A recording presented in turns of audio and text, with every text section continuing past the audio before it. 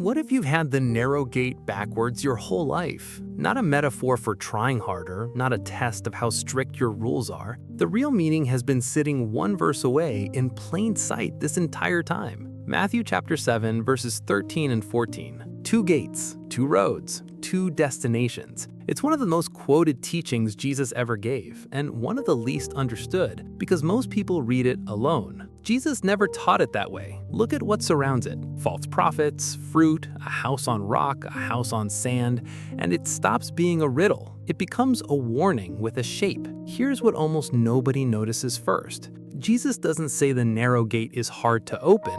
He says it's hard to find. Wide is the gate and broad is the way that leadeth to destruction, and many there be which go in thereat. The wide road isn't marked wrong way. It looks reasonable, crowded, normal. It's the road everyone assumes is fine, precisely because everyone is on it. The narrow gate isn't narrow because God is stingy. It's narrow because it leads somewhere specific, toward one life, one Lord, one direction, instead of the many directions that feel acceptable to the crowd. So if the road to destruction looks completely ordinary, how would you even recognize you're on it? That question is exactly what verse 14 answers, and it's uncomfortable. Few there be that find it. Not few because it's hidden in some mystical sense. Few because Jesus keeps describing people who look like they found it and hadn't. Read the very next lines. False prophets in sheep's clothing. People who prophesied, cast out demons, did wonders in thy name. And Jesus tells them, I never knew you. Not you failed the test, I never knew you.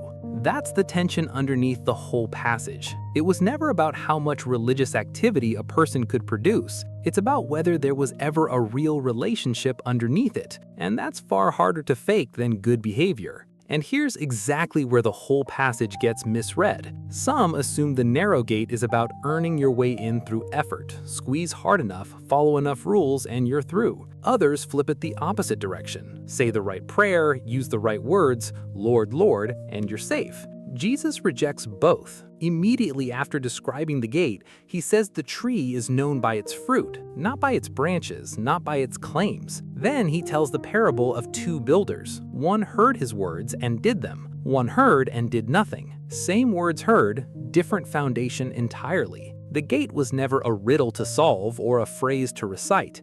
It's what happens when a life is actually built on what Jesus said, not admired from a distance, not quoted, but built on. If the gate is about what a life is built on, three things follow. First, stop measuring your walk with God by comparison to the crowd. Many being on a road was never proof it's the right one. Second, let your life be tested by fruit, not by feeling. Ask honestly, is what I say I believe actually shaping what I do? Third, treat Jesus' words as something to build on, not just something to agree with. Hearing was never the finish line in this passage. Building was. The narrow gate was never primarily a warning about how few people make it to heaven. It's a warning about how easy it is to walk a road that feels right, surrounded by people who feel confident, while never actually being known by the one that matters.